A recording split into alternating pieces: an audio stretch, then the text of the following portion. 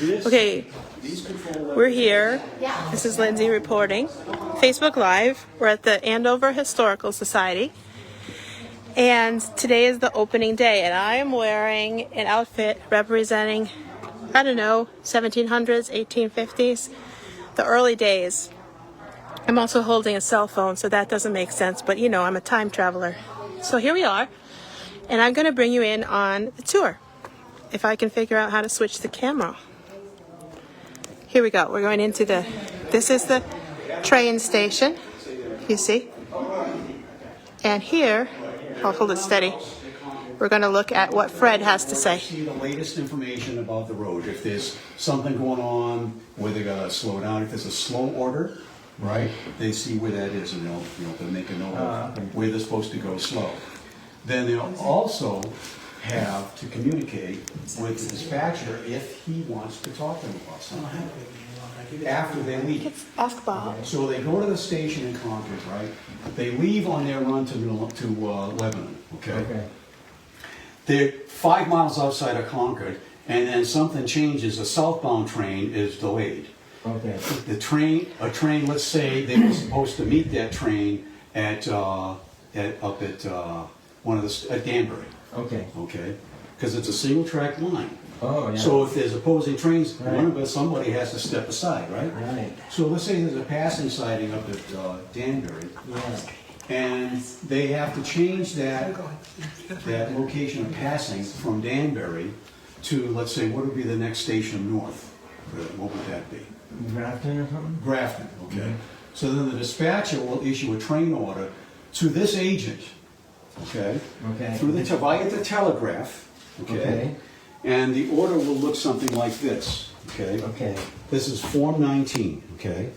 A 19 order on this tissue paper will be delivered to the train here, and the train will know that this is here, because there's no radio, okay? He's flying along, it's 70 miles an hour, he's past Boscawen, and he's coming this way, so when he sees this, this signal, halfway up, let's say we're not bothering with this, because he's outbound, okay?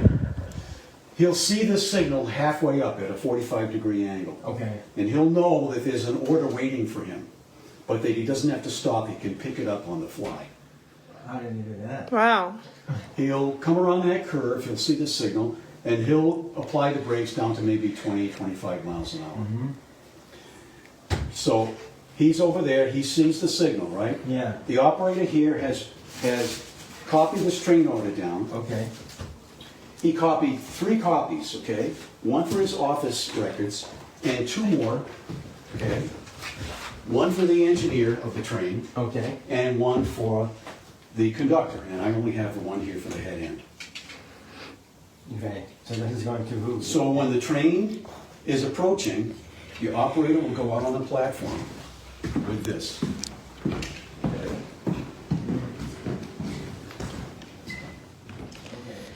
This is how they would signal people. They'll hold this at the appropriate height, so that when the engine comes by, the engineer will reach out and grab it. Now hold that right there.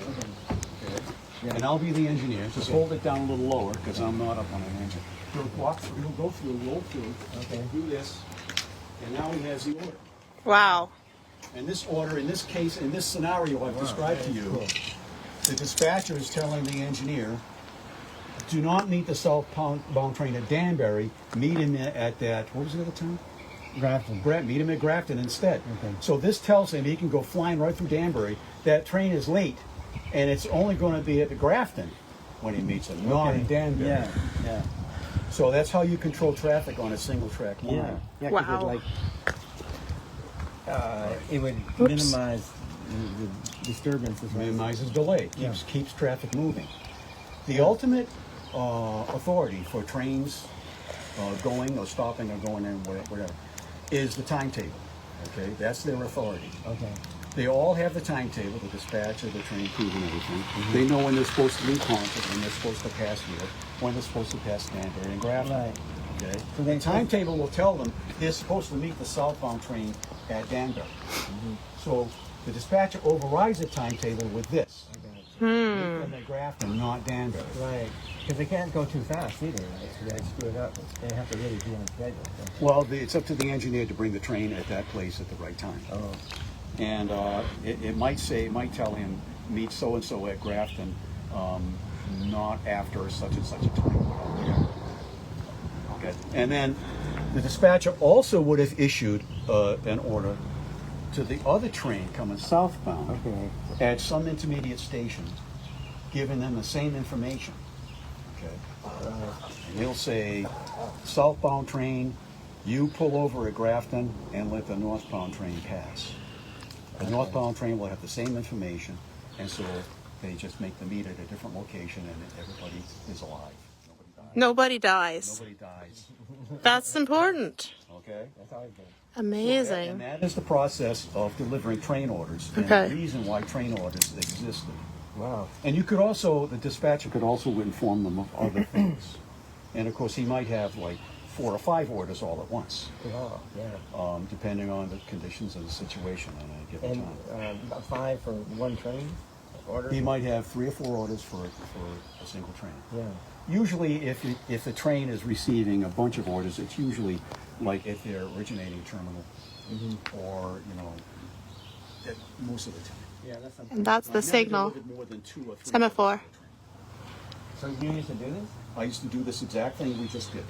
That's what I used When to did do. you do that? Well, I started in 75, in 1975, and I quit in 1989. Huh. They were doing it like that till then. Pretty much, yeah. Wow. And this was on the Northeast Corridor, a big double-track, busy main line. We were doing this. Wow. Yeah. And even though we had radios, we were still doing this. Because then the engineer, he has this piece of paper, okay? Right. It's not just somebody talking in his ear. Yeah. Exactly. Nowadays, they've abandoned this process. They have different processes. So this, before we had these forks, they used to use those hoops. Okay. And so this whole process, That hoop. yeah, this whole process is Okay. called hooping up orders. Hooping up orders. Right. Okay. Okay. Right. So it's a new verb, hooping. Hooping. Yeah. And that signal would tell them there was a order. That's its only function. That's the only function of that. Not a traffic light. Yeah. Ah. More complicated. No. It Okay. doesn't say stop and go.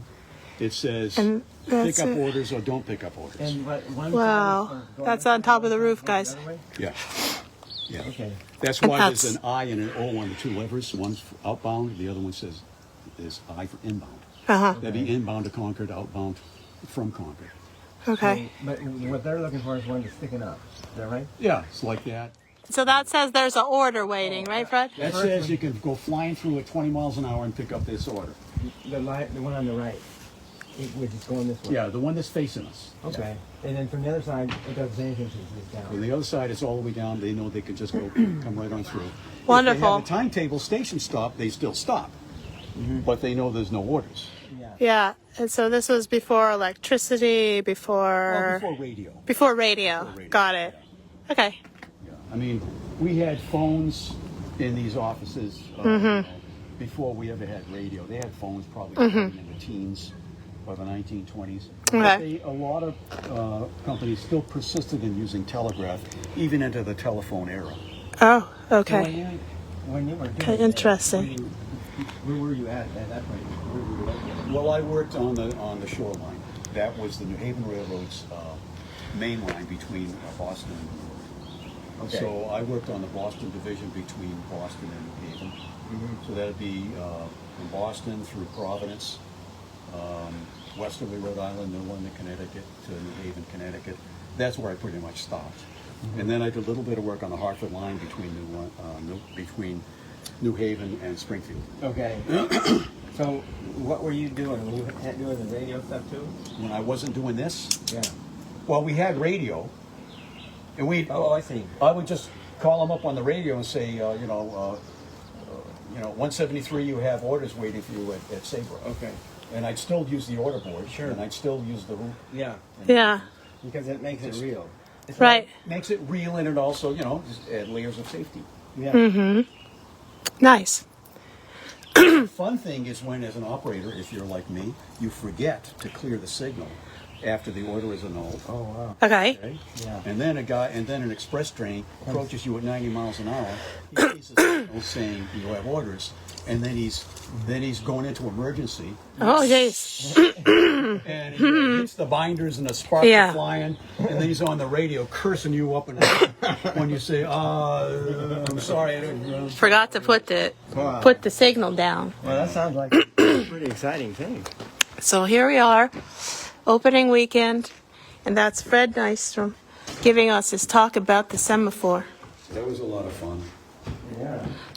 The problem with the railroad, of course, is that it was this craft, okay, this kind of work was rapidly being automated in the 1970s and 80s. Yeah. And so I recognized that my roster was eventually going to disappear.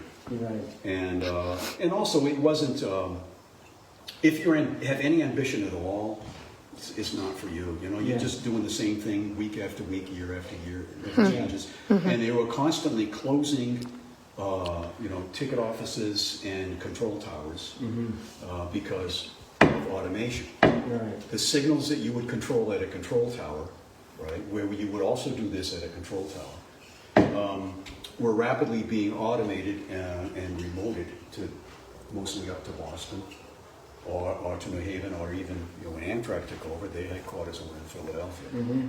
So I'm sure that today that entire railroad between Boston and New York is controlled from Philadelphia. There'll be a big room with a lot of computer screens that's showing the track layout and the blinking lights showing the trains and signals and switches. Yeah, because they have the same problem. That's what you see in the movies today. You get Yeah. You have to get back Right. to other trains. Those people that you see sitting in that room, those are today's dispatchers. Yeah, it's like And they don't have flight controllers or something. Huh? this guy, okay, this function I'm showing you is the function that an operator usually does.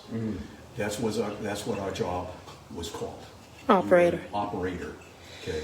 Okay. In earlier times, you also were a telegrapher. So I was in the telegraphers union, even though I never learned Morse. Oh. I was in the telegraphers union.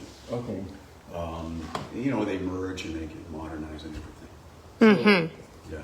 So when you got started, you didn't really even have to do it then, did you? I never had to learn Morse code, no. But I had to learn all about the signal system. I had to learn wish about I train had. orders. I had to learn the strict rules about how to write these down. And each field, each information field in this 19 order, is legally binding. This is a legal record. Okay. So you have to save an office copy. Uh-huh. That way, if trains crash and people die, or let's say, trains don't crash, but, I don't know, somebody gets wrecked, then they refer to these as well. Okay. Things. Gosh. So this is a really important I job. moved to Andover in 1975, and the trains were still coming through at that point.